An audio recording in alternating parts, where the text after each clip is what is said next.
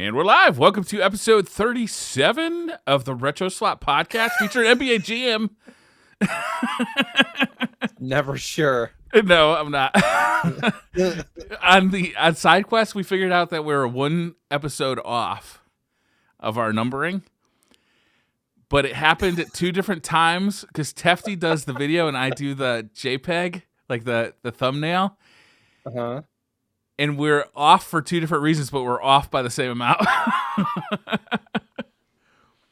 Like off on when you say you're on episode 37, it's actually 38 kind of thing? Yeah. You just don't want to correct it now because you're too far deep in it? No, we just corrected it. We just might as well make this right. Okay. So there's like two thumbnails for episode 128 of SideQuest. Perfect. Yeah, whatever. Who's counting? How you doing, Jay? Oh, I am tired, but good. For those that play Destiny, a bunch that listen to this probably do. The weekend was awesome. It's like almost like going on vacation, right? It's like it was a lot of fun, but it was not relaxing. It's good to be home. At all. It's like going to Hawaii with our 2.5-year-old. It was a lot of fun. Was not relaxing at all. No. It's been a couple of years since I've done the raid race. The last time I did it, I couldn't walk the next day. Like I was having real problems. Yeah, I was having some like sciatic nerve pain in the lower back and some hip stuff going on. Yeah. Did you do contest when you did it last? Yes, it was contest mode, and I was getting really terrible RNG, so I had to just grind my butt off. Like, yeah, really, it was worse back then for sure. Like, I was not getting drops. And like every drop I got was either, like, I don't remember specifically, but it was like the same. It was always boots. You know what I mean? Like every power drop I get is boots. So it's just not happening for me. Yeah. It was a lot easier to grind this time around for sure. Yeah. Which was nice. Especially with the legendary campaign. So I mean, it's not going to be too long before Destiny is a retro game, man. Yeah, we're like 8 years in now, almost 7.5 years. It came out on the PS3, Xbox 360. Covering Destiny for RetroSlot. It's fine. Yeah. Well, I'm sure we'll have to cover when they shut down the Destiny 1 servers, right? Because that'll happen someday. Yeah, probably. Anyhow. How was your 2 weeks? I've been having a great time. I've also not been playing retro games. What I've been playing is Elden Ring, which does actually remind me a lot of retro games, specifically Legend of Zelda: A Link to the Past. Oh, really? Yeah. I mean, obviously, mechanics are completely different. The gameplay is completely different. But the vibe, to me, is very much the same, where I'm exploring this vast world. I have no idea what's in it. Everything is an adventure, and anything can kill me. Like it really, like it's the exact same. I was hearing a lot of comparisons to like Dark Souls and stuff, and when I hear that, I'm like, yeah, that's not a game for me. Like, I just don't like it. I don't like that style. I think the difference between Elden Ring and a Dark Souls games, obviously they're developed by the Dark Souls guys, so there's going to be similarities. But I think the biggest difference is it's not just like, you know, grit your teeth and put your head down and just bear through it. You know, if you're having trouble with a boss or something, you can just go do something else. Like you can just go explore some other part of the world and make progress in the game. And when you come back, let's say you come back 4 hours later, you might have another 5 to 10 levels under your belt, and that boss. Oh, you can power grind. You can power grind. Yeah, awesome. you can mega grind. I have done so. But you can also just like go. The world it's one of those worlds that's just filled with. Like everywhere you look, there's something to do, right? There's a cave, there's a dungeon, there's a something, there's two giants that are like hauling like a caravan filled with a chest of loot, you know, and like you take down the giants, that gives you XP, you get the loot, maybe that changes the way you play the game because it's like a cool new weapon or a cool new ability, and then like you come back to that hard part and you've got new tools under your belt. So you're getting me interested, and I don't know how I feel about it. I mean, it's not a perfect game. Like the tech side of things is a little bit not great right now. You know, like the frame rates are really bad, and but are you playing? On, what are you playing on? I'm playing on the PS5. The PC version is real bad right now, with a lot of frame hitching. Apparently, the play is to buy the PS4 version and then play it on the PS5 and get a clean 60 FPS. No hitches. It's just down res. Yeah. Yeah, it's just 1080p instead of 4K. But yeah, I'm really loving the game. Yeah, that's awesome. Yeah, 100 hours in got so me far. interested. I didn't realize there was like loot and that you could power grind. I was just thinking like open world Dark Souls. I was like, yeah, no. Yeah, I mean, it's got the Dark Souls thing where like you got to play like the bosses, right? And then there are like Dark Souls like dungeons in there. But if you're really like, the problem with Dark Souls that jams me up is that you get into this situation where like I cannot progress until I beat this boss. Exactly. And then I can't beat this boss. You know, like it's not clicking. That's why I'm like, you just gotta sit there and bang your head against the wall until you can figure it out. Right. But you know, I'm sure the game's not going to be for everybody, but I think it's going to be in my top 10 all time right now. Like it's just that it's hitting me perfectly right now.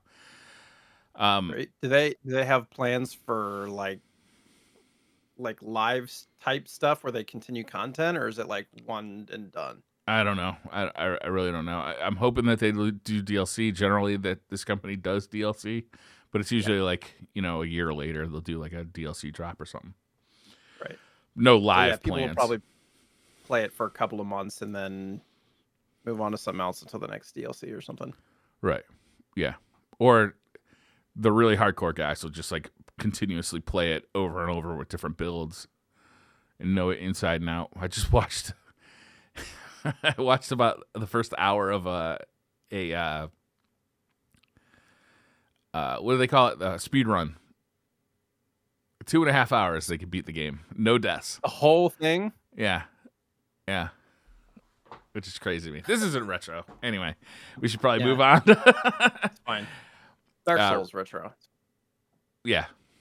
But I mean, the reason I do bring it up though is because it does remind me of A Link to the Past so much, and the original Zelda, like just because you're just dropped into this world with like, you know, go get after it, start exploring. You know, it really feels like that. Where, you know, so many games, I feel like, especially in like the early 2000s, like everything was tutorialized to death, to the point where like we could never like leave a player to just like explore something. We have to show him. We have to make sure everything is explained.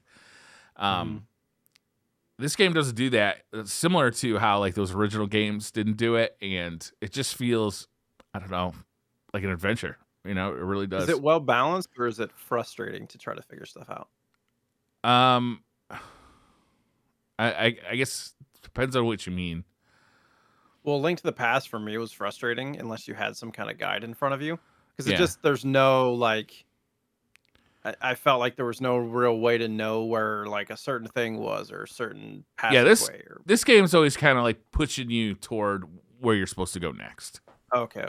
But like in like a story sense, where you really shouldn't go there for another like 10 hours probably. What you should be doing is exploring all around it, so that you're like leveling up and getting all the power ups and everything, all the weapons. Found this fucking awesome weapon. I killed a dragon. And I took his jawbone and made a sword out of it. And I used the sword like a cleaver. I grab it by two hands and I chop down like this with it. And when it hits the ground, it creates a lava pool and explodes. Oh, yeah. Normal, you know. Yeah, why wouldn't it do that? I don't know. That's a good question, Jay. Why wouldn't it do that? Makes perfect sense. Yeah.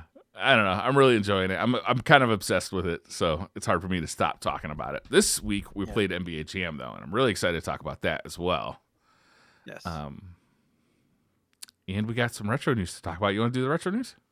Yeah, some retro news. Looks like Briar added some to it. Awesome. So this was probably my favorite one that I found. Somebody created a light gun for modern displays. Hmm. And we've been kind of talking about Polymega working on this, and this person actually is working on that one as well. His name's Andrew Sinden, and you can go and order through what is it? Through Indiegogo. You can order it. They're kind of expensive, 110 to either 110 or $180. The $180 version has like I think it's like pump action or something, like load action, It has like a recoil. mechanism that like does recoil, so it like Yeah, slams like a piston backward into the gun, so it feels like you fired a gun, yeah. So which is for an extra cool. $70, you can have Don't you need that? effects. Don't you think you kind of need that? You need recoil. It's Yeah. gonna be so much But cooler. I mean, that's pretty cool. It showed video of them playing like a whole bunch of stuff. Yeah, House of the Dead, Virtual Cop, Time Crisis, all that stuff. And I believe it works for pretty much any system. Yeah. So Yeah, the way this thing works is it draws a border around the screen. So the problem is that getting light guns to work on classic games on modern displays isn't easy because they use the CRT and like a camera to kind of like pinpoint where the mhm. actual thing is, right? And then it would flash to anyhow. It doesn't work with modern displays. So with the Sinden light gun does is just draws a border around the game, and it uses the gun has a camera in it and uses the border around the display to track where it's going. So it doesn't need any of those IR lights like the Wii would have used, where it uses that for tracking, which is really cool. It works with a ton of different stuff: PC games, emulation. I don't know if it works with the Mister. It should. I don't think it does though. They should make that happen. But yeah, this is really neat, and having it go to Polymega actually makes me think that adds some value to Polymega because a lot of light gun games are really cool and they're not hard to play now. Yeah. I mean, and it'll be proprietary. So it's like if you have those games for Polymega, I imagine they'd work. At least I would think. The question is, will it work on a PC monitor? Should, right? Yeah, yeah, that's the whole thing. Yeah, it'll work with a You're like, modern display. I don't have a lot of space, so I'm just gonna be like, pew pew pew pew pew. Yeah, that's a good point actually, but I think it should work as long as it can see the border. But I'm sure it's got a fisheye lens at the end, Mm-hmm. right? Did you ever see the way that the NES Power Glove worked? You had to have like those sensors on three corners of your display, or at least like up on the top. It was weird. Like the sensors, it was like three little sensors and like bars in the middle. It was like an L or something basically, and you'd put it up on the TV, and then you're pointing your Power Glove at the TV that way. It was slightly different than like a light gun, but still interesting. It had similar technology where it was like trying to position. It used those things as like positioning, right? And then it would dictate based on where the yaw and you could go like up and down and twist it and like go left and right and stuff. So it was tracking all that movement, which was interesting. I didn't know how that thing worked. That's completely Yeah, news to me. That I've never seen one of this is those in 30 years action ago. in life. Like I've seen them, but I've never seen anybody actually use one. They don't work great, but it works. I just added another story because talking about light guns made me think of this. Somebody's making House of the Dead, a remake of House of the Dead Oh, nice. for the Switch, and it's going to use Oh, the perfect. yeah, exactly. It's going to use the Joy Cons as light guns. I bet you there's an attachment that you can get that like you'd think, right? Because they had those for the Wii where you could slide the Wiimote into the whatever. And do they Yeah, have that for the Joy-Con yet? I've Probably. never seen one, but it makes sense that somebody would make one. Charge I know $20 this for a is piece of not as plastic. satisfying. This motion is not as satisfying as like, actually holding No, no. a gun-shaped thing. But still, the House of the Dead it's one of those underrated games. I don't know if it's underrated actually. I think it's just not a game that a lot of people have played because it just wasn't on systems that people had. You know what I mean? Like it Mhm. was kind of stuck on the Saturn and on the Dreamcast It where was in the like arcade, right? it was an arcade game. Yeah. Typing of the Dead was an offshoot on the Dreamcast where you could play with a keyboard. It was hella fun, man. It's like Mario teaches typing, but with zombies. Yeah. I've actually looked a couple of times for a light gun for my Dreamcast, so I can play the original House of the Dead. I think it was House of the Dead 2 that was on the Dreamcast. Somebody may correct me in the comments. Maybe 1 and 2 came out on the Dreamcast, but 2 I think is really well loved. But I haven't picked 1 up yet. But I thought that was really neat that House of the Dead is getting a remake. Yeah, do you know when? Do you announce that at all? Honestly, it's on the Switch. I don't know when. I don't know if it got a April 7th. Pre-order starts, April 7th. Pre-order starts on March 31st. It looks good, too. Like, graphically, it looks fun. I'm assuming that's going to be a physical release, then. I hope so. It's got pre-orders and release. Yeah. Yeah, I mean, the Switch is a perfect platform for shooting games and stuff. Yeah. I mean, hardware-wise, not necessarily, because it's a family system, but yeah, hardware-wise. Is definitely. House of the Dead a family game? I mean, it's graphic blood and guts with zombies, but no. I always thought it was kind of like comedic in a way. Yeah. I was saying that makes it kind of not appropriate for the Switch, but as far as hardware goes, it is appropriate because the Joy-Con is so... Yes. It just works so well for that mechanic. But 100%. as far as killing zombies, I wouldn't say that it's the best. You don't have to buy anything extra to get a light gun game working, right? Because you can just do it with the Joy-Con. Well. I guess you could do it with a PS5 controller too. It would just be a little weird aiming with the... But you could totally do it. I totally turn on... Hold the controller like this. I do turn on Joy-Con controls when I'm playing Horizon Zero, or not Zero Dawn, Forbidden West. Okay. What does that do? It just helps you aim a little tighter. You aim mostly with the thumbstick, like but the bow and stuff. Just kind of nudge it over a little bit with the controller. Was Skyward Sword kind of like that too for the Wii? Or did you actually have to aim? I think Man, it's been a long time since I played that. All I remember about that game is trying to swing the sword by wagging the thing, and it was like, why couldn't they just give me a fucking button? Yeah. I played the remake of Skyward Sword on the Switch as well, and they did make it a button, and I enjoyed the hell out of it. Like I played a lot of that game. I didn't finish it, but I played a lot of it, and I was enjoying it. I got it on release. It's one of those games. It's still sealed right now. Yeah, it happens. There's a lot of games that come out. Yeah, it's hard to play them all. Bitmap Books, they've released quite a few retro style games, and they came out with one for beat 'em ups. So it's called Go Straight: The Ultimate Guide to Side-Scrolling Beat 'em Ups. It's around $46. It's released in the UK, so you gotta have it shipped over. I believe it's £35. Yeah, shipping on really these could be kind of expensive, but these books are really nice. Yeah, hardback. And it's pretty thick too. 456 pages.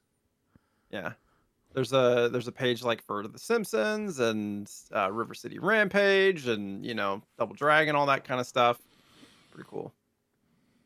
Check it out. You can, I believe you can just straight up order it on Bitmap Books currently. That's cool. Okay, it's in my cart.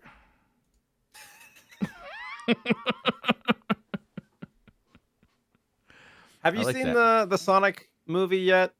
No, I haven't. I'd like to. People say it's good. Yeah. So the second one's coming out. I don't remember the release date of the second one, but they announced some toys revealed for the Sonic 2 movie. Mm-hmm. And I figured this was appropriate because it is Sonic stuff. So if you like Sonic, then merch is cool. There's like Sonic, Knuckles, and Tails figures, or I don't know if they're stuffed animals or what. But there's this it almost looks like a surfboard that you can put them on. And there's like a giant ring. I don't know if that's a controller. I bet that's the controller. And that's pretty cool. It's like a little RC car. Can you just take a minute Sonic on it and look at Tails? That little smile, the I mean, Sonic has kind of got like a kind of a grimace, a growl he's to him, pissed. right? Yeah. Yeah. Shadow's just always been a badass. Tails, though, like, first of all, he's cross-eyed in this one. That's not a good look. No offense to our cross-eyed friends. Not your fault, man. But there's no reason to make a dude cross-eyed if you didn't need to make him cross-eyed. Yep. He looks almost like got an alfalfa sprout going on his forehead. I think it's like two little pieces, but it's the picture's front on, so it looks weird. I bet if it was sideways, It's not his it's a best little look. different. No. He looks like he forgot arm day for sure. He got little stubby arms. Is it Shadow or Knuckles? Are they the Knuckles? same I'm character? sorry, Knuckles. You're right. I get Shadow my Sonic is- support cast a little mixed up Yeah. sometimes. You can also get a figure of Robotnik, and it's like the Jim Carrey Robotnik, and it looks like he's got a Starbucks in his hand. What in the hell? See that? Wait a minute. So are there stuffed animals and then also Yes. like plastic characters? Okay. Yeah. And the plastic characters go on the skateboards. Yeah, I think so. And Tails comes with a gun? Yeah, Tails doesn't go very fast. He's got a tail that spins really fast, and then he needs an arsenal. Okay. Yeah, why not? Hey. Okay. There's also costumes that they announced for like kids for Halloween. Oh, that's cute. They have adult ones as well Yeah. for Sonic and Tails. There's a You know what I'm talking toddler about. jumpsuit. Oh, Wait. That's... okay. There's a dress costume with headband and gloves. It's not very expensive. Like we're talking $20 to $50 range. Oh, I'm sure it's of the highest quality. Yeah. Like all Halloween costumes tend to be. Oh man, I feel like they get worse and worse, like thinner materials and just like Yeah. the stitching's all janky and Like they smell like cancer when you take them out of the plastic bag. there's so many questions I have prior to that comment. I don't know where to start. We'll let the comments if you have questions for why Briar knows that smell. Like I don't know what cancer smells like, but I'm saying that these things smell like they're gonna give you cancer. Sure. We'll go with that. Moving on, Commodore 64, which I've never played a Commodore 64. There's a game called Zeta Wing, available for pre-order at Bitmap Software. So Bitmap Software. Again, it's the same price, 35 pounds, roughly $46. It comes with a box and a cart and things, and it looks like a really cool top-down kind of 1942, 1943 shooter where there's aliens and it looks like there's a dragon, and I saw some video of it. It's really smooth. It scrolls? Like it scrolls up? It looks like Oh, wow. 1942, 1943. I didn't see video from Style. the pictures. I thought it must be like a Galaga kind of thing where it's all just one screen and the enemies kind of. But wow. It must have been. I must have grabbed that link from a different page and then posted it on there. I think it was like Indie Game News or something like that. That seems impressive for a N6 or not N64. Commodore For a 64, Commodore 64 yeah. game. That's cool. I love that people are still making games for these old systems, you know? Like it just makes me can't happy imagine somehow. Can't imagine it's going to sell more than 7 copies, or a few hundred maybe. Yeah. I guess. Passion project. Sure. I mean, people are into the C64, right? I don't know. I don't If know. you're into either. the Commodore 64, let us know. School me. More of a VIC-20 man myself.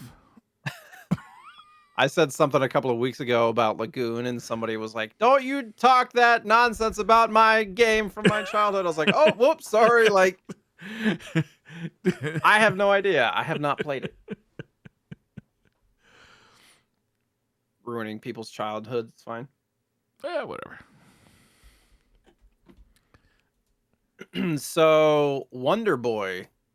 Other than the Tenacious D song, have you ever played Wonder Boy? Yeah, I played quite a bit of Wonder Boy. I played, I think Wonder. It's always confusing, right? Because Wonder Boy games are sometimes called Monster Land or Monster World. It's like it's a little confusing, but I think the most recent one was Monster World. I played a couple of the more recent ones, and they were real good. And then I also played, I think it was 4 on the Genesis, but not back in the day. I played it recently just to check it out because back in the day, this game would not have appealed to me at all because I was far too cool and edgy to play such a chibi characters childish game. But yeah, it's like a side-scrolling adventure platformer type game, right? At least the old ones. Some of them are. Some of them are. Adventure. Some are like Adventure Island for the NES, right? It's just rebranded. So it's really like it's all over the map with Wonder Boy in Monster World or Monster Land or what any of these games are going to be. Some of them are basically Metroidvanias. Mm-hmm. So it's coming out as a collection to the PS4. Switch as well, right? Yeah, sorry, PS4 and Switch. And it's the 35th anniversary, and there's going to be 4 games on it. They have not said like when it's coming out, how much, or anything like that. They just kind of announced it. So we'll have to keep our eyes on that. Strictly Limited's got like a special version of it as well, and they say they're putting out like 21 games with it. Oh. Yeah, 21 versions of the game. Wonder Boy for like it's 21 though. It's like Wonder Boy for International Western, Wonder Boy for Japan, like Super Wonder Boy for the Mark III, Game Gear, Revenge of Dranken, which is also a Wonder Boy game. Like, so I don't even know what these games are, to be honest with you, and how different they are between versions. It's like a getting the Castlevania collection, and they put like the Japanese version of Castlevania 3 and the American version, and then call it 2 different games. You know what I mean? Do you like that, or do you feel like it's too much? I like that they include it, definitely. I don't think you should advertise it as 2 different games. Sure. I mean, it's marketing, so they're going to be like, yeah, we have 20 some odd versions, even though it's like, just a bunch of different versions of 7 games or something. Yeah, like if you get a collection, like it's the more complete the collection is, the happier I am with it, right? Sure.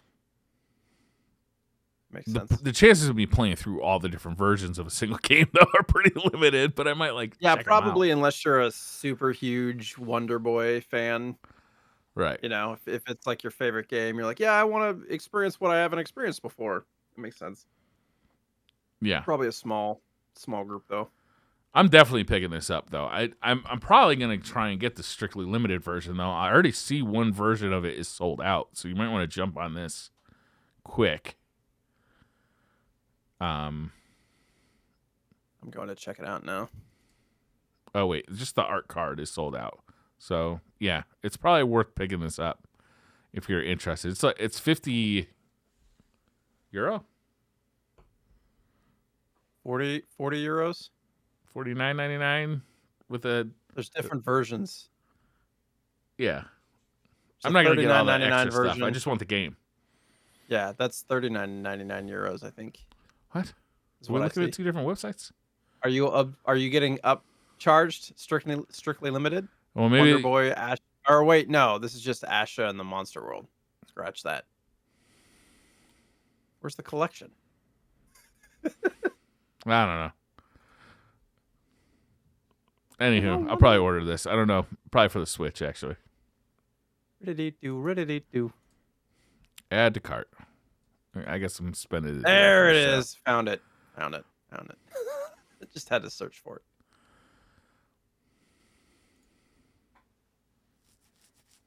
I don't know. Cool. I like the newer versions of these. Some of the older ones are cool. Some of the older ones I definitely don't like. Like, I don't really like the Adventure Island games. Like, they just don't appeal to me. You're giving me ammunition for the show. This week's game is Adventure Island. Next week's is Battletoads. Perfect. So you got the next few? Yeah. So this one was really cool. This was going to be people who played fighting games back in the 90s are going to recognize this name. MAS. M-A-S fight sticks. These things were like arcade quality fight sticks way back in the 90s when all you could buy in stores were basically junk, right? It's like nobody made good arcade sticks in the 90s. Like all you got was like $30 or $40 kind of like crappy things. But this one company out of California was hand building these things, and they kind of got this like legendary status. Like you had to know somebody to get one of these. Like it wasn't something you could just like order out of the back of a catalog or anything. Unfortunately, the guy who made them died recently, but Scanline City is actually reintroducing them. He's getting together with, I don't know, whoever's the license holder or whatever, and they're making like old school wooden fight sticks that work with modern consoles, which I think is kind of freaking crazy. You know, they got metal plates and plastic. What is that plastic called? The clear plastic plexi on top of them. Oh yeah. You can put your own art in them, but the cabinet is wooden, just like it used to be. You can buy either like Japanese controls or like the American style bat top controls with like the plunger buttons that go kerchunk when you hit them. This is really cool stuff. They're going to be expensive. He kind of warned people these things are going to be about $400. But you kind of expect to pay that at this point for, you know, anything that's not shitty in plastic anymore, right? It's like, yeah, I'm looking at the pictures and the videos and stuff, and these are serious. There's a lot serious of buttons business, on them too, right? Yeah. You can get them. You're going to be able to get them completely customized. You can get them with, there's not only are the buttons on the face with the stick, but there's also buttons on the front that kind of faces the TV. So you can hit like select, start, like your menu pad, you know, like those R1 or R3, L3, like those kind of things, which are often handy in fighting games.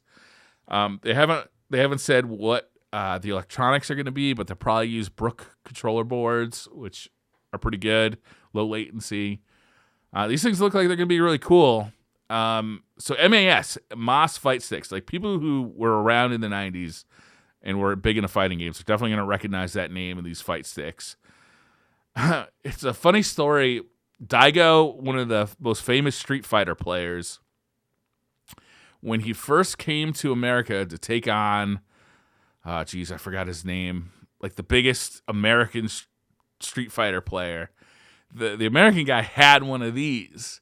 And Daigo was like looking at it thinking, I'm going to kill this guy. Like he was using this ancient, like wooden thing. And I've got like a brand new, you know, Alex something. Alex, I can't remember his name. Somebody in the comments tell me that the name of that guy.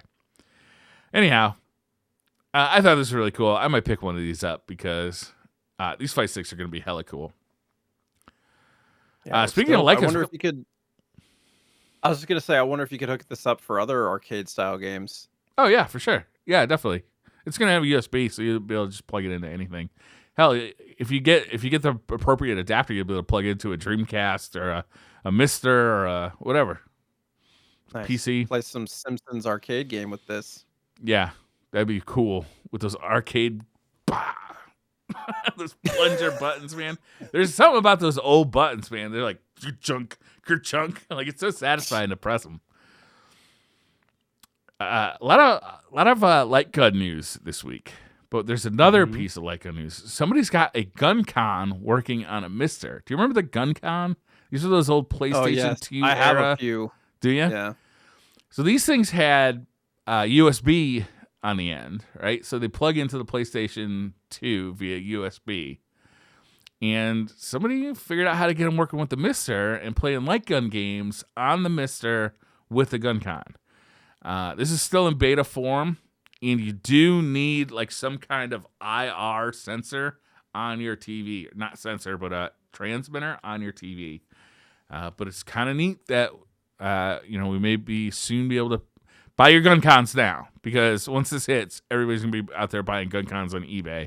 And they're gonna shoot up just like everything else. How much do GunCons go for now? Not a lot. Good, because I'm gonna be buying a couple. I mean, you can get them for like PS3 and all that stuff too. Yeah. And this setup looks like it kind of looks like the Power Glove setup where you have the two sensors on the side. Yeah. Yeah. And then there's like a bar in the middle, it looks like. Yeah. I'm watching the video real quick. That's really cool though. It's playing Terminator in this video. Yeah. One of the Terminator games. A classic. I saw that Arcade 1-Up has a Terminator cabinet. That'd be fun. Oh no. It's probably like $700. I don't know how much it is. I can't imagine buying that game though. Like, it'd be more fun to just have that game working at home as a light gun game. Well, probably has a bunch of different like of those games that had the full setup, right? The gun and everything. Yeah, I would think. Arcade 1-Up does. Yeah, well, I would think so. I don't know. I know they have Big Buck Hunter and they have Terminator. That's the only two I know of. What was the $700? $699.99. What was the one that had the foot pedal so you could duck? Time Cop. Time Cop, was it Time Crisis? Time Cop. Time Crisis. Time Crisis. Yeah. Those were. I liked fun. that game a lot. Yeah, they were real hide fun. And yeah. Another story here. This is a really cool device. It's a new PS2 memory card that allows you to run games straight off the memory card. You put an SD card into the memory card, and then you put the memory card into your PS2, and you can run games right off of that. How cool is that? That's amazing. Yeah. Completely legal. Yes. It's called the MC2SIO. It works in conjunction with Open PS2 Loader, and it does exactly what it says. So mostly what people do, I believe, on PS2 is they put a hard drive into the fat PS2s, right, that have a hard drive bay, and they load that up with the games, and that's how they put games on a PS2. This is way easier. Yeah, this is way easier, and it's like really highly compatible. It's not 100% compatible with all games, but apparently it works really well. It works better than just putting a hard drive into one of the USB ports, because apparently the memory card slot is faster than the USB slots on a PS2, which is kind of crazy to think about. I wonder if they're... Go ahead. I was just going to say, I wonder if they're going to have this stuff for other memory card systems like GameCube, and I think there's a memory card for the Wii and stuff like that. I feel like this could open up the door for that. PS1 I don't know. even. I don't know. I would imagine that stuff is like each system kind of handles all that stuff a little differently. But I don't know. But I thought this was hella cool. You can still pick up dope. PS2 Slims pretty cheap. You throw one of this on, and you got basically a complete PS2 library. That's interesting, though. It's like, where's the... I'm trying to think of the like the type of user who is using original hardware, but basically ROMs essentially. Oh, there's tons of people. Difference? What's the main difference between that and like a RetroTink? Or not a RetroTink, Mister? Less of a difference between a Mister, but you're still playing on original hardware. So you're getting the original hardware's latency. You're using the original hardware's controllers. You can play, you're playing on a CRT, or you're playing on the original hardware. So like any compatibility or any, you're not emulating the game. There's no, like a RetroTink is going to be emulating the game. A Mister, it's a little different, but it's still a hardware emulation. So you're not playing on the original hardware. So if you still want to be playing on a PS2 with a PS2 controller, this is really cool. It's probably a lot cheaper too, actually, because all you got to do is buy the memory card thing. Yeah, you just got to buy the memory card thing. If you have a PS2, it's like you're good to go. Yeah. This is a really neat little device, and like not a whole lot of hardware modification to get it working. Is there any? I don't think so. There you go. It's dope. Yeah. I think that's it for news. Yeah, I think so. NBA Jam. Yeah. Welcome to the He's jam. on fire. Boom shakalaka.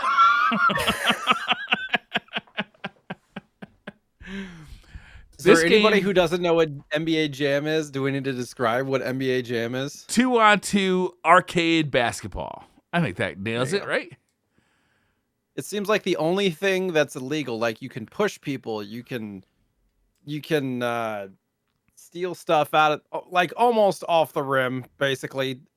But it's like NFL Blitz. There's not a whole lot that's not allowed, except for one thing. Apparently, goaltending is not allowed. Goaltending not allowed. What? Why? Of all the things, you're like, trying to do all the things, and then all of a sudden, goaltending. You're like, what? Yeah. I had it happen one time. Yeah, we used to have it happen a lot. I used to play this a ton. I had one friend who had it on the Sega Genesis. And we used to, it was like one of those houses that everybody gathers at, kind of like after school before we and we used to just play that, right? For a long time. This game came out, what'd you say, 93? 93. And we, 3 or 4 people would just be kind of hanging out, playing some NBA Jam, waiting on whatever to happen. This game was just one of those party games, man. It was just a super fun game. Pick up and play. Anybody could get it. There's only 2 buttons. Shoot and pass. And somehow I still get them mixed up occasionally. Yeah.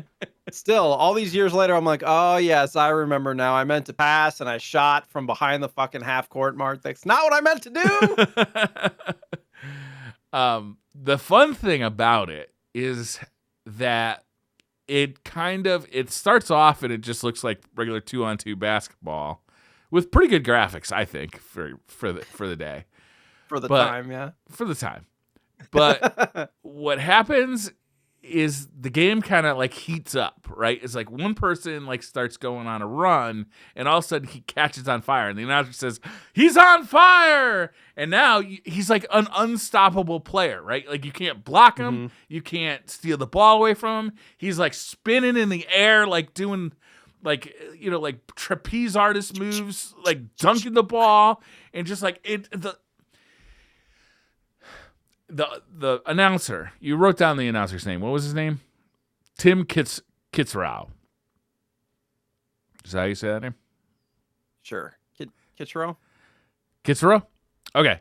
This dude makes this game. The voice sampling in NBA GM, it just pumps up the action of the game. It's like there's shit talking built into the game.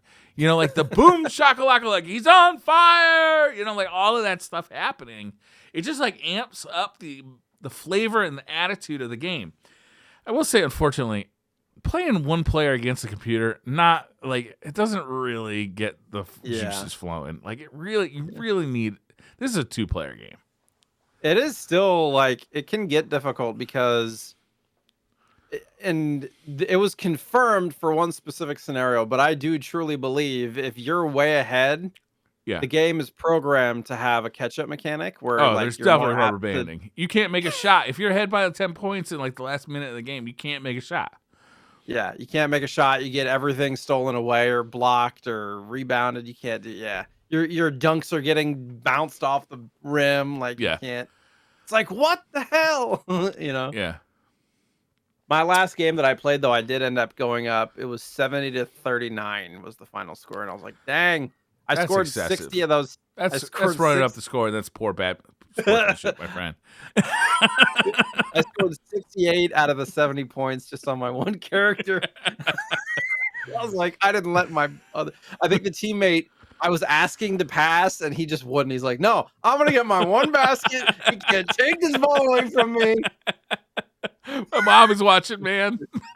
Yeah. Ball hog. Yeah, this game is hella fun, man. It's one of those games that's like dirt cheap, so you can pick it up anywhere. Still cheap. Yeah. Go ahead. I didn't realize that it was the spiritual successor of Arch Rivals for the NES. I didn't know that either. It makes me want to check out Arch Rivals. Yeah, I've never played Arch Rivals, but it was also created by Midway, and there's no actual connection, but like literally everywhere I read it was like it's the successor to or Arch Rivals and all this, that, and the other. Because Arch Rivals is 2v2, but I don't think it's as like verbose as far as like the arcade style as NBA Jam. Yeah. And the whole deal with NBA Jam was it was supposed to just be a regular 2v2 game, but what happened was the developer was tweaking with the gravity, and he accidentally made the jump go like really high, and then all of a sudden he's like, "Huh, I wonder how much I could play with this." And he just like kept going further and further and further, and then he's like, "You know what? This is we're gonna do this because." The speed was still the same. Like the speed to get to the point was still the same. It was just like super fast to jump. Yeah. So he's like, this just feels so fun. And Yeah. so they just expanded on it. And then they made the heads weirdly large and shit. Big head mode. I went on like I looked the up cheat codes. Yeah. And I couldn't find the big head mode for the Super Nintendo. Is that only on Tournament Edition or is it on NBA Jam as well? I don't remember all the codes and everything, but because yeah, I couldn't find it. I did find all of the unlockable players, so you could put in like codes. Bill Clinton, Bill and Hillary. You could put in codes to get unlockable characters like Air Dog, Al Gore, Bill Clinton, Chow Chow. I don't know who that is. Eric Kabuki Kubi. No idea who that is. Jamie Rivet, Mark Turmel, P Funk, the Parliament Funkadelic. George Clinton is in this game. Sal DeVita, Scruff, Warren Moon. Isn't he a football player? Yeah, he was a football player. Weasel? Who's Weasel? I don't remember all these people. I don't know who these people are. Anyhow, all those people are in it. You just got to put in codes. They also have a super dunk mode. They also have a show shot percentage, infinite turbo, so you can actually like everybody just run around like chickens. Oh, that's awesome. Yeah. There's all sorts of like cheat codes for this game that make it super fun. But big head mode, I couldn't find big head mode. That might be Tournament Edition that has big head mode. It might be. When I realized when you're on fire, I think you can only make 5 shots and then you go back to normal. Yeah. Because I was like, I kept making them, and then all of a sudden I'm not on fire. I'm like, what happened? Yeah. It went away. And when you're on fire, the ball is on fire. Like, so you get like the graphical effect of the ball being on fire, which is so cool. And the net and all that stuff. Yeah. Did you? I was able to break the backboard a few times. I think it's if you dunk so many times in a row or something, or you dunk so many times in a game, it just shatters the backboard. It slows down. It's like the frame drop that happens on NES. It's like you dunk, it's like dink, dink, dink. Because there's so many like things on the screen. ESPN like slow-mo shot, right? You got to get that dramatic slow-mo. It's a feature, not a bug. The sound effects and the voiceovers, is one of those things they talked about. They only could get so much on the cart because of just the space of the memory and everything like that. So the quality of audio is not great. And it got to a point they said where it's like, he's fire! Like, he's on fire! It wasn't really enunciated all that well, even during recordings. So it was just like, just kept getting optimized down to... Have you ever played the arcade edition of this game? In the arcade? Yeah. Yeah. 100%. The arcade version, it's like it's just like another level of craziness. It's like smoother and faster, Yeah. Things feel bigger. Yeah. Arcade 1-Up just announced a Shack edition of their Arcade 1-Up cabinet for this, which is going to be like, I don't know if it's a full-size cabinet, but instead of having a 17-inch monitor, it's got a 19-inch monitor. It's like it's a little taller and bigger. So I don't think it's ironic that there's a Shack edition, because there's a story about how he took NBA Jam with him everywhere because he loved it so much. So anytime he traveled, he'd have the arcade version cabinet with him. Yeah. That's amazing. Delivered. Yeah. That's amazing. Did you watch that NBA Jam license pitch video for the NBA? No. So there's a video on YouTube that you can watch. Basically, it's the pitch of them going to the NBA like, hey, we want to license your players. Here's our pitch. And it talks about the game. And originally, there were supposed to be different views like different perspectives, right? Because the way it is, it's all side 2D scrolling, but it was supposed to go first person mode, like through the eyes of the player when you're dribbling up the court. Almost was Tecmo did Tecmo basketball do that? I can't remember. But it was very optimistic about what it could do. And then it was also going to have different views for jams and stuff where it would go kind of front down looking at the basket as opposed to the side view. And it was going to show different angles of the dunks and everything coming in.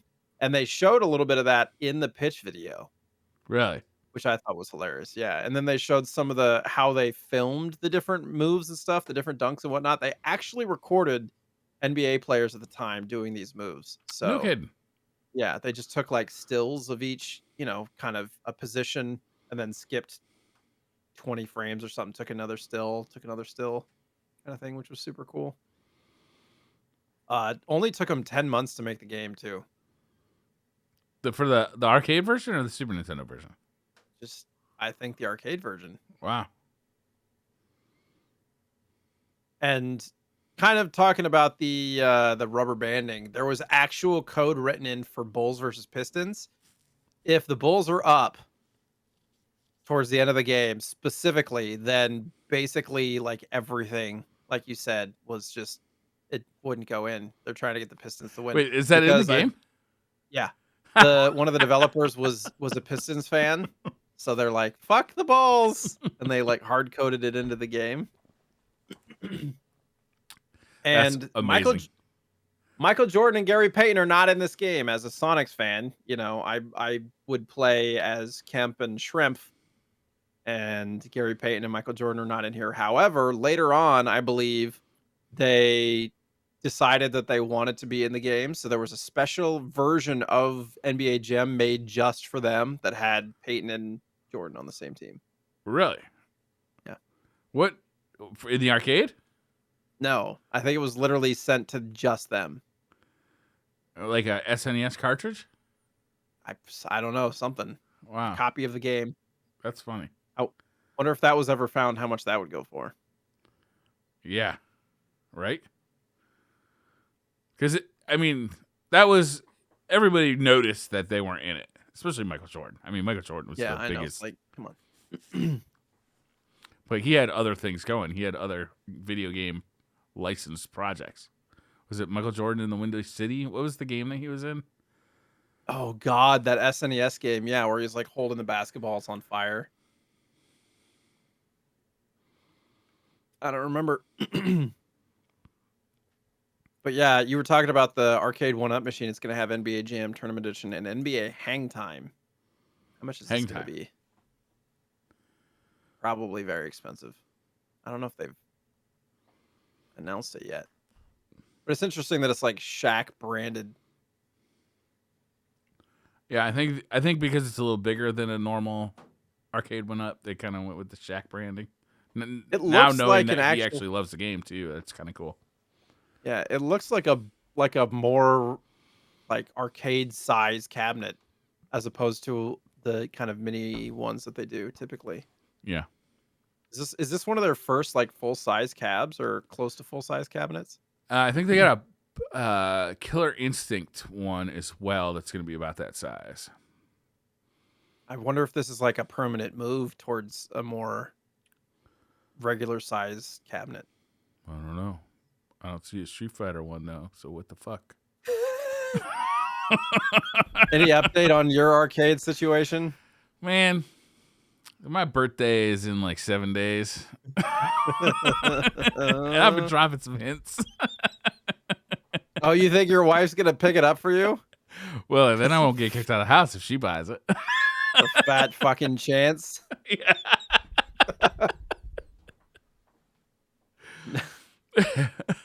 She'll get you some Crocs with like NBA Jam. Yeah, I would really like that actually. Street Fighter Crocs. Street Fighter Crocs, I'd be all over that. Crocs. The great thing about Crocs is the more ridiculous they are, the better they are, right?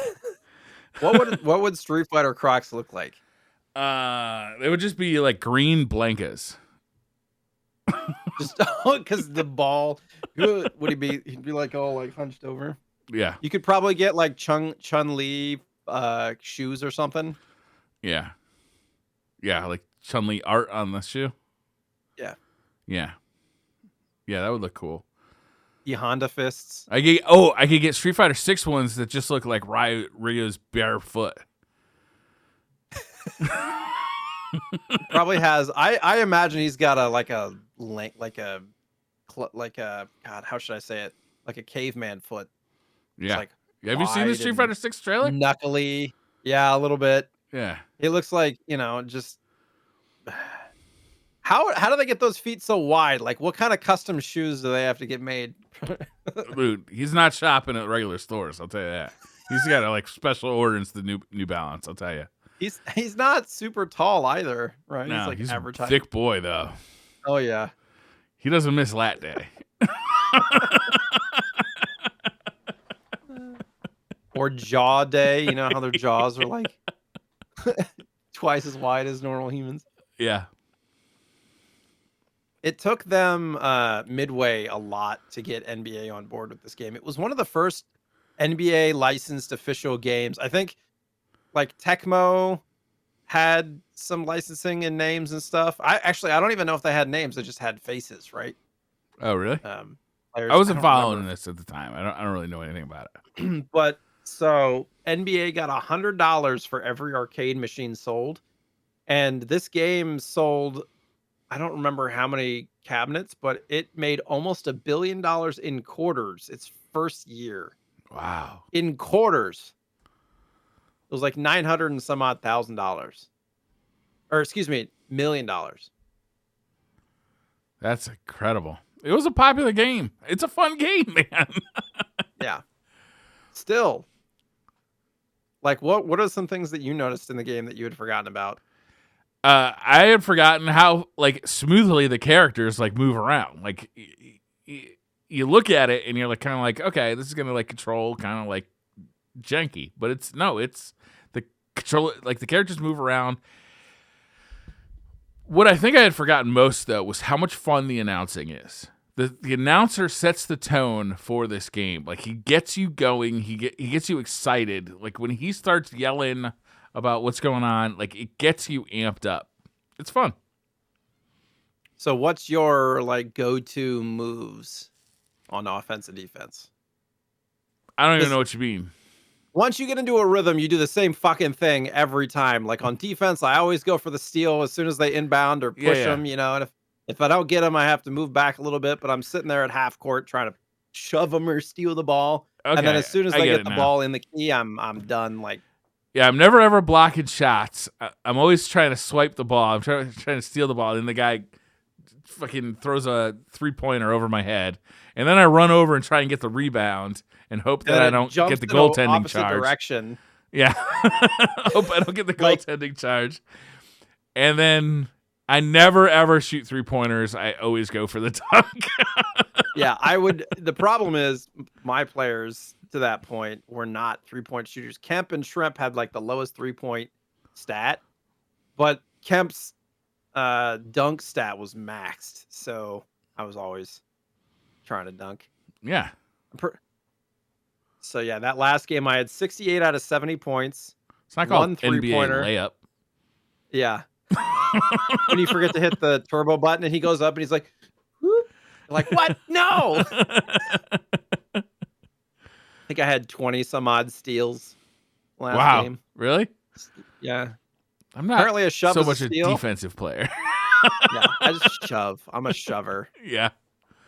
That was the fun thing about playing 2 players too. Is I remember that from back in the day. Is shoving your friend and they get all mad at you, sitting right next to you, and be like, shove you back in real life. Man, it's been a long time. Hopefully, maybe one day we can finally get over it and set up the virtual retro room and play some NBA Jam and TMNT or something. Yeah. Someday at a convention, we'll have to set up a SNES with a... Oh, yeah. Oh, man. You could probably take your Mister. Yeah. It'd be super easy to do.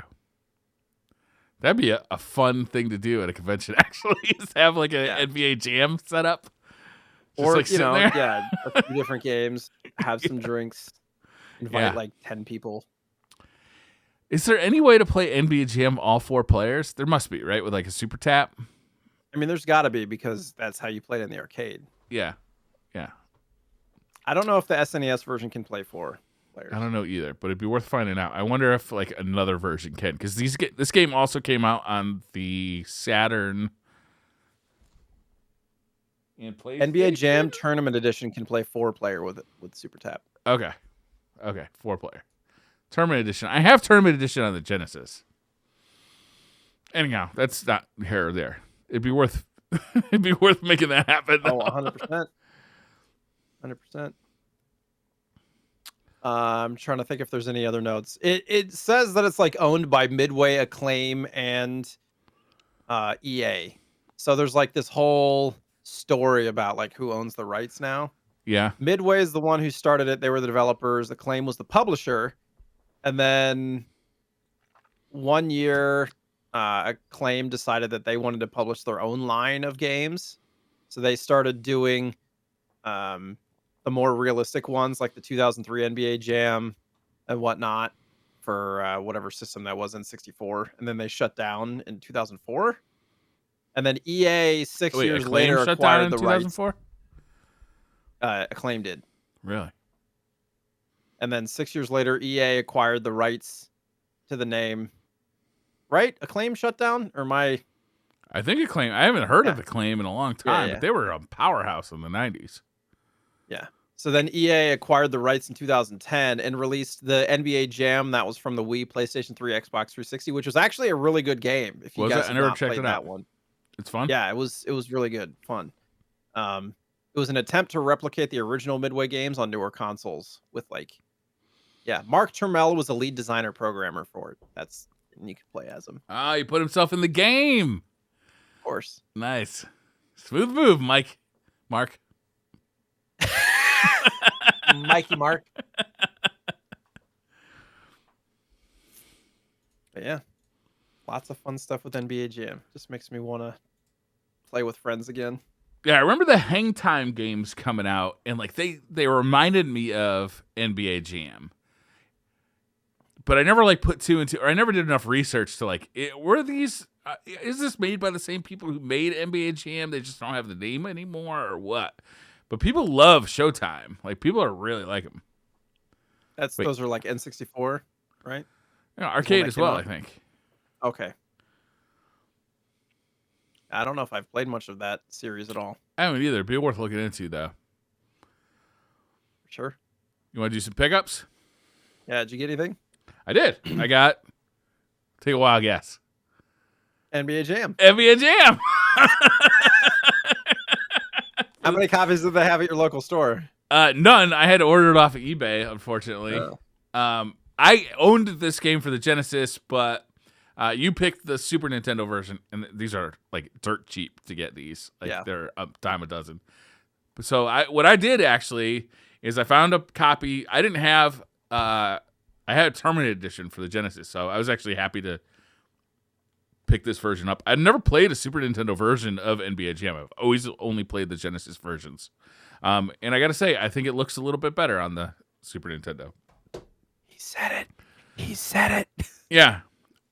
But what I also did is I said, well, if I'm buying NBA Jam, which is like a $6 game, I don't want to pay for $6 to ship it on a $6 game. So I'm going to look for a lot. Is there a couple of games I can buy and get instead of shipping, it sucks to buy it. Just pay that much for shipping for it. But I did find this is Stunt Racer FX. Yeah, that's a great game. Stunt Race FX, which uses the same FX chip that Star Fox used. And I'll be honest with you, you can feel how heavy this cartridge is compared to NBA Jam, which doesn't have the FX chip. I didn't know if you were confused about that. It doesn't have the FX chip, NBA Jam. This is a big fat cartridge. It feels like it's got a little meat in there, a little mayonnaise, It's a little extra. But I haven't booted it up yet. I haven't actually checked out the game. Sunrise I is a always lot of had fun. heard that this game was terrible, but you say it's pretty good, and I saw a couple of reviews online that says it's pretty good, so I'm gonna check it out. Well, I mean, like, did you like the off-road games and like a lot of those kind of old school kind of isometric games? I'm pretty sure that was an I isometric loved style. Jackie Stewart's Off Road is one of my all-time favorites. Specifically the arcade version though, with the wheel and the gas pedal. Oh, this is not what I thought it was at all. Scratch that. Never mind. This is not what I thought. This is not what I played. Taking it back. Yeah, nope. This is a behind the car style game. It looks like Star Fox as a racing game. Yeah, it's got the Super FX chip. It's a 3D game on the Super Nintendo. I was thinking of Micro Machines, I think. And if you want frame rate, don't worry. It's got both of them.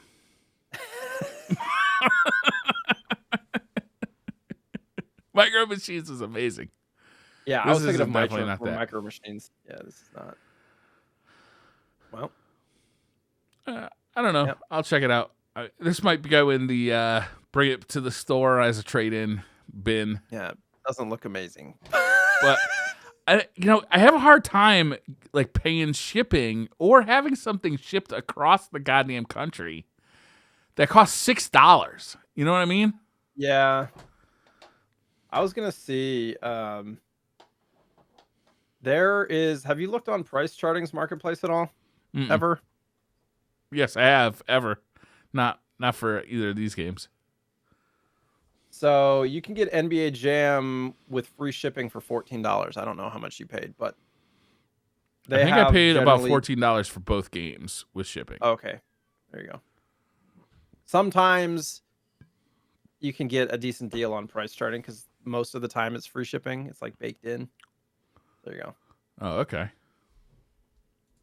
Something to look into. I find decent pickups there once in a while. I like kind of the randomness of looking for lots. Yeah, it's fun. And this is only 2 games. It'd be nice to get like, a few more. But also I don't want a bunch of shit either. You know what I mean? Like, yeah. I don't want NBA Jam and like 3 copies of Battletoads. You know what I'm saying? Battletoads goes for a good chunk though. Well, those people are getting fucking hosed. There's a couple of Battletoads games for SNES too. I don't know if those are better. Battle Maniacs and Double Team. Yeah, I'm not sure, honestly. Yeah. Those are my pickups, Jay. 2 pickups. Yep. That's actually, awesome. I think, a record for me. Yeah. Me, on the other hand, I'm back on my bullshit again. Just looking at Mercari, and God, I cannot get away from it for very long. I swear.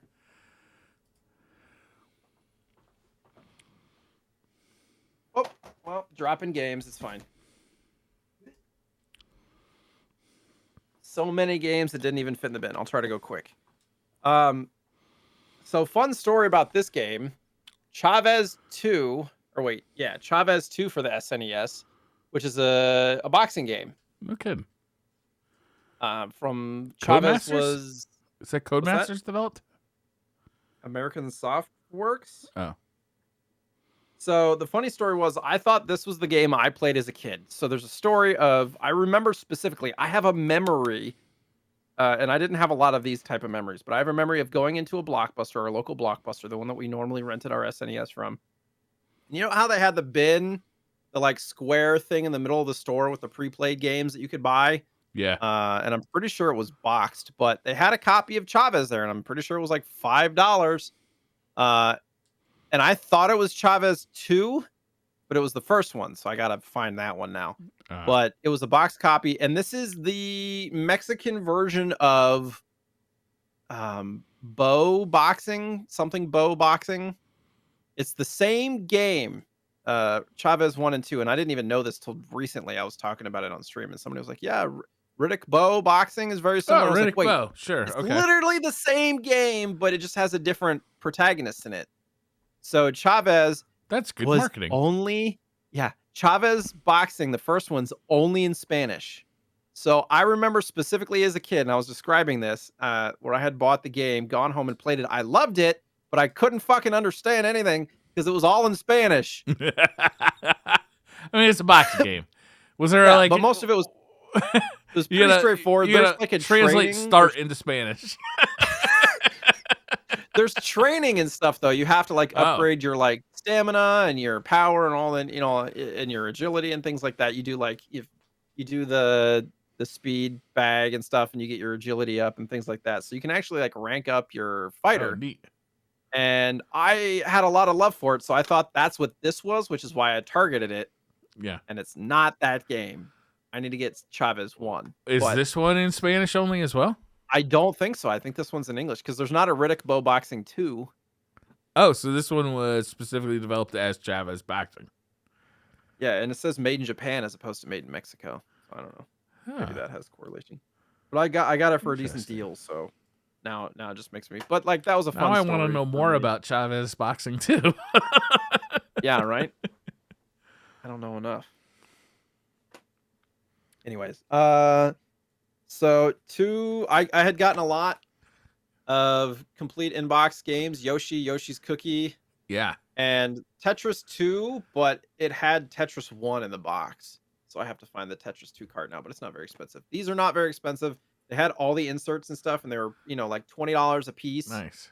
That's Yoshi and Yoshi's Cookie. Is Yoshi's Cookie a puzzle game?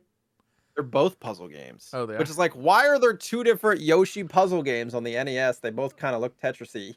Yeah. Like, it's really weird to have two different licensed puzzle games. It's weird.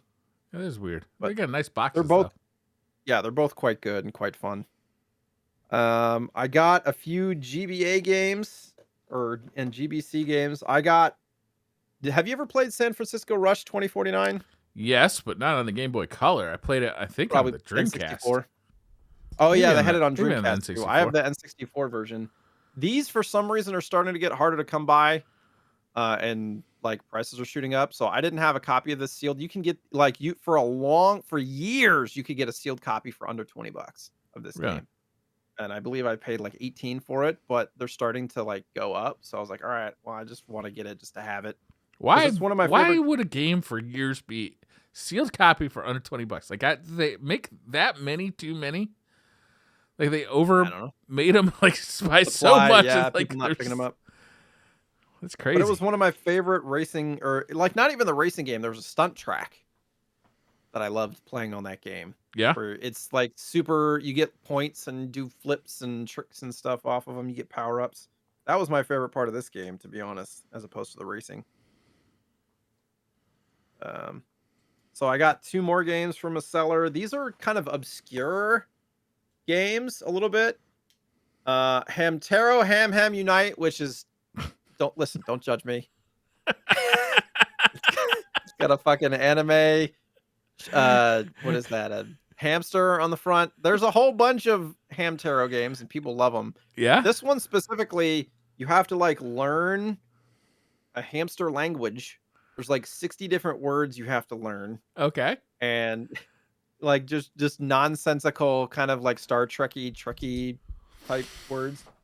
And it's like there's like a quest and different puzzles you have to solve. It's like a 15-hour game. Is it like a side scroller or? It's like an SNES style almost front view adventure game. Okay, almost like Zelda on the Game Boy. Yes, okay. A little bit like that. Link's Awakening. Yeah, kind of that look. I don't know. It got good reviews, and it's an obscure game, kind of hard to find. I've never heard of it. Hamtaro, Ham. I'm sorry, Ham. What now? Unite.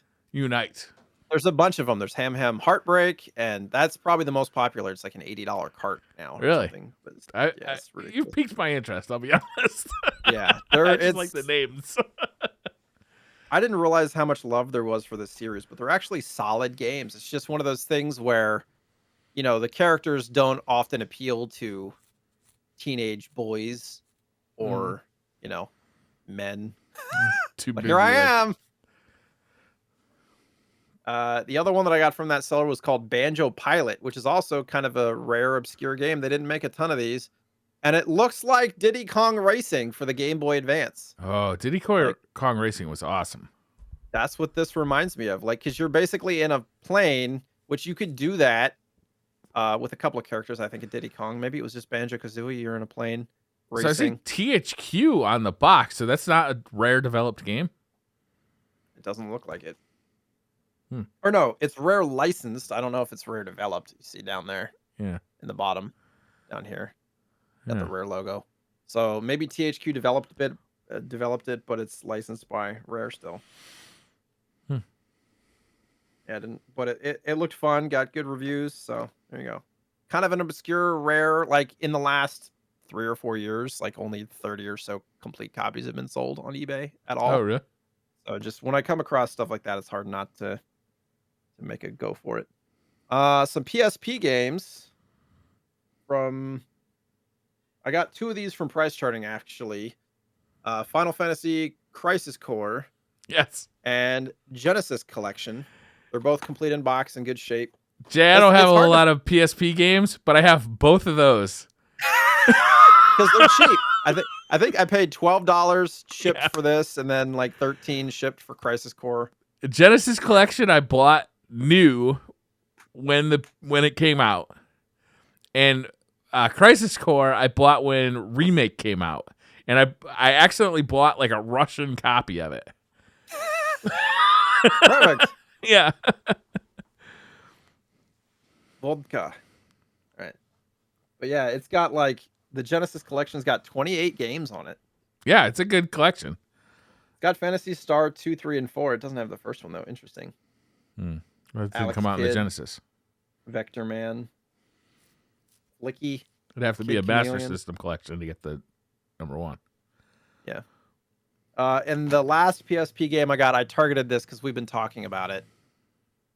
Castlevania, the Dracula X Chronicles. So this is the one with Rondo of Blood. Yeah, it's the one with the remade 3D graphics. Symphony of the Night. Yep. Yeah. So that's expensive, right? How much was that? No, it was like 40. I got it for 45. Oh, that's I go not for too bad. around 50. Yeah. Oh, I think I might target that as well. There's a greatest hits version that's a little cheaper. You can get for maybe $5 or $10 cheaper. Okay. Yeah. I might try and get that as well. That's a cool package. I'm really excited about the new one that they just released from Limited Run. Oh right, yeah. There's a ton of games on that. But that's gonna take forever to get here. Yeah. So this is the only Star Wars game I did not have complete on N64, but now I do. It's the player's choice version, which is not ideal, but for $20 shipped, I cannot complain. I mean, I think I paid more than $20 for the cartridge alone, and my cartridge got a ripped label on it. Oh, well, just it's worth 12 now. Yeah, but like for $20 complete in box, it's player's choices, whatever. Yeah. Eventually, maybe I'll get the other one and then flip this. I don't know, but I just wanted to have it because it was the only Star Wars game that I didn't have, and it. Shadows of the Empire on the N64 gets a ton of hate. Like people really don't like that game. I loved it when it came out. Yeah, it was one of the first games I played for N64. Yeah, it was. I think it was a launch game, right? Was it a launch game? Yeah. I was blown away. There's a portion near the beginning of the game when you're on Hoth and you're flying, and you got to use the tether on the AT-ATs, and it was spectacular. I thought that game was amazing. The scale of it all. Yeah, I enjoyed it. It was a huge upgrade, like because previous Star Wars games were like Super Star Wars and Super Revenge of the Jedi on the SNES, and then there's some Atari stuff, but that was next fucking level. There was TIE Fighter on the PC, but I think even TIE Fighter was later than that, wasn't it? That was like that was probably like 97, 96, 97. Yeah, and this was... I don't know. That game, I liked it. This was 96, so around the same time. Around the same time as TIE Fighter. TIE Fighter was unbelievable. I like Shadows of the Empire, too. Yeah. I have a lot of memories of that game. It was one of the few that I owned. I don't really understand why people don't like it. Yeah. It's one of the few N64 games that I'll go back to. Yeah. I got a sealed N64 game. It's not a very expensive one. Shadow Man. I did not even own this. This one just got a re-release recently. Did it really? Look at this box though. Yeah, it's like embossed 3D. It's like raised. Yeah. It's got like some dimension to it. That's sealed. The seal on this. the seal on this is kind of weird. This is an official seal, but I think I think basically because of the embossed box, they had to have like a special um Oh. special group Have you do ever that played or that game? something. I don't know. I have not. It got decent reviews, Yeah. but it's kind of an RPG adventure type game. It didn't look bad actually. I watched some video. It didn't look as much as I would have expected it to not be great. One of those games, but Yeah. it actually looks dope. Probably Shadow one of the Man. coolest boxes I've seen on N64. Like even the like logo for Shadow Man is kind of raised and Yeah. stuff. I don't know. It's like $80 sealed. Wow. Sure. And the last game, got to do it. Final Fantasy. For The NES, OG, huh? in a box. It's like complete. It has both the maps and everything. I've Wait, been is looking that for a sealed? decent. Oh no, it's like half sealed. No. It's just got some of the initial, like some of the original seal is still left on. Yeah. But I actually have a sealed copy of Final Fantasy that has like rips and stuff in it, but I Uh-huh. didn't have a complete in box playable copy. So I've been targeting a decent condition because these things are beat to hell. Whether it's the manual, the maps, the box, they're always destroyed. And Yeah, anytime people you can played that find, shit, man. That fucking game. and the manual actually is the full size of the box. So they Is it had to really? have a special, thinner styrofoam thing in here so that you could put the manual behind the box or Oh behind man. the styrofoam. How much does that piece of Um, styrofoam go for? Not a lot. Um, but yeah, so I'm just glad to have a solid condition copy now. I've never played the original Final Fantasy. I played the original I played, Dragon Warrior, but I never played the original Final Fantasy. I played a little bit of the original Final Fantasy on the GBA Mm-hmm. when it came out as 1 and 2. But the thing was, it's one of those games kind of like Link to the Past where you have to really pay attention. You have to talk to everybody and they give you hints on where you're supposed to go. And if you don't pay well enough attention or you don't remember what the heck they said, which I have a hard time remembering those kind of You gotta get details. yourself a notebook, man. Yeah, like It sounds like you they got a said, memory "Oh, issue. Have you checked for lead in your water? well, no, I was talking about this with the Destiny raid. I actually tweeted about it. It's very difficult for me to remember things short term. Like I do think that I have some ADHD going on. Uh-huh. So as soon as I hear something and then I focus on something else, like it's gone. Woo, Yeah. it's off in the wind. Um, so if I don't have some kind of mnemonic device or some kind of thing to remember that detail, I it's do the just same gone. thing. Like if Yeah. if I meet somebody and I hear their name, I immediately say Briar. their name back to them. I'm like, oh, Yeah. it's nice to meet you, JSniperton. And that doesn't mean I'm definitely gonna remember your name. Yeah. But it's it increases the odds by 50% at least. Yeah, I'm the same way. I try, but a lot of times, literally 30 seconds later, I'm like, what was your name again? Yeah. My wife is crazy. She's like a superhero to me. She can remember names of people like we meet at conventions. Like, oh, you don't remember Chris is that dude who came up and he had like that pin. I'm like, I don't even remember the pin. Yeah, I'm the kind of person where people will have a name tag on. They'll come up and say hi. Yeah. And I'm like, oh, nice to meet you. And then a week later, they'll pop in a chat and be like, yeah, I met you at. I'm like, oh, that was you. Because I separate like Twitch names from, because like I pay attention to the size of the name, the color, and like one little detail, like one part of their name.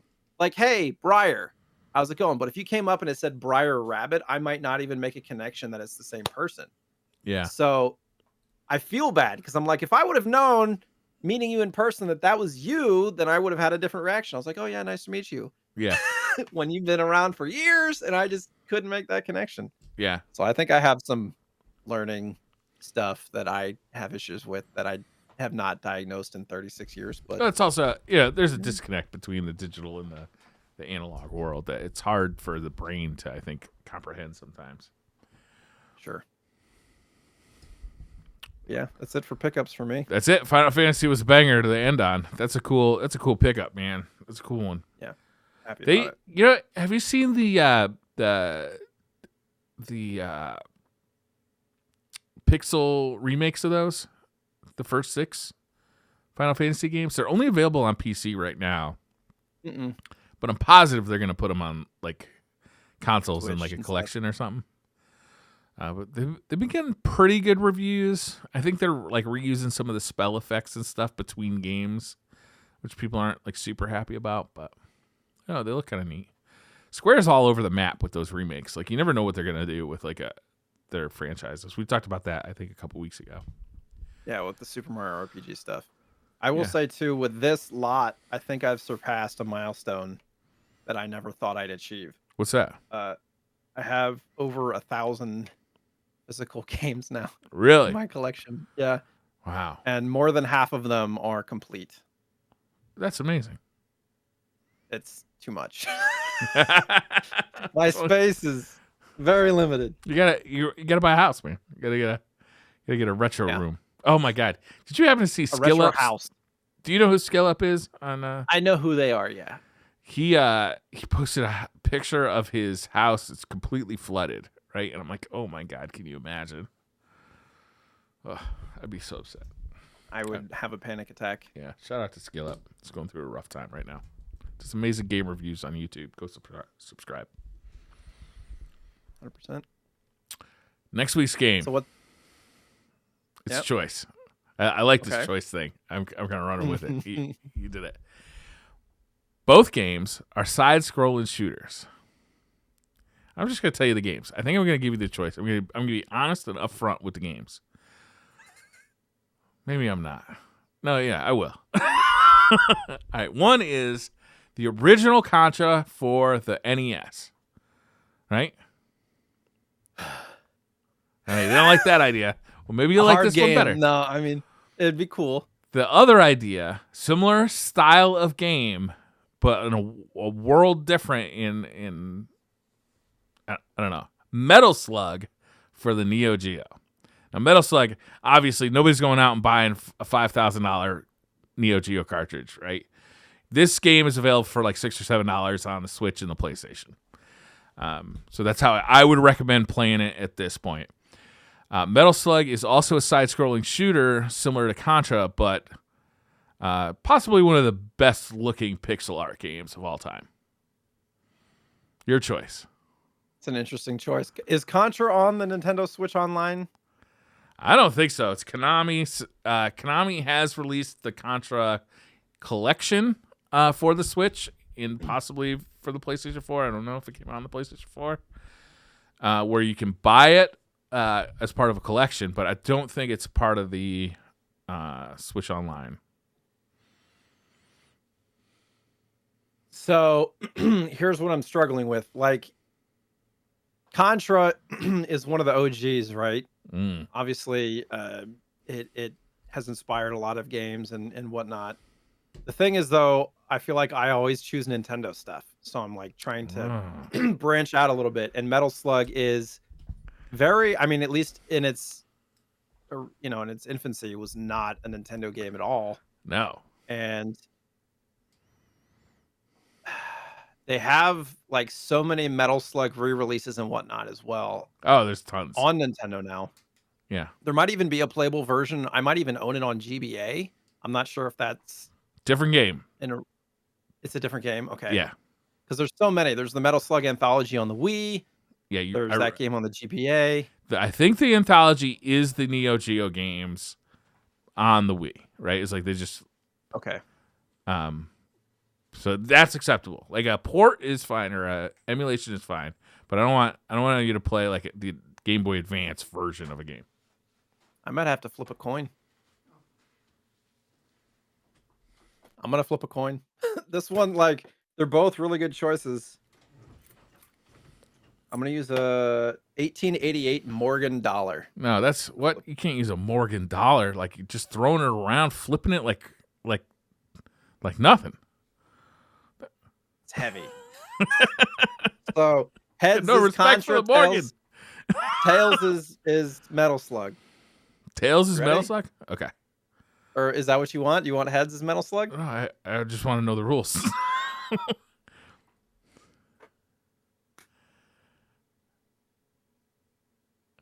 It is heads. Heads. We're doing Contra. All right, Contra it is. You don't look happy. Do you want to play Metal Slug? We can play Metal Slug. They're man. both difficult games. Metal Slug is not difficult. It's an Slug. arcade game. You just continue it continues like forever. You start in the same place. I'm indecisive. Can I still pick Metal Slug? Yeah, pick Metal Slug, man. All right, I'll pick Metal Slug. How about that? I'm taking Contra off the table. We'll do Contra some other time. I'm picking Metal Slug for the Neo Geo. There is a version of it on the Switch and on the PS4. You can buy it like through the online store. It's like $6 or $7. You can also buy an original cartridge for like the price of a used car.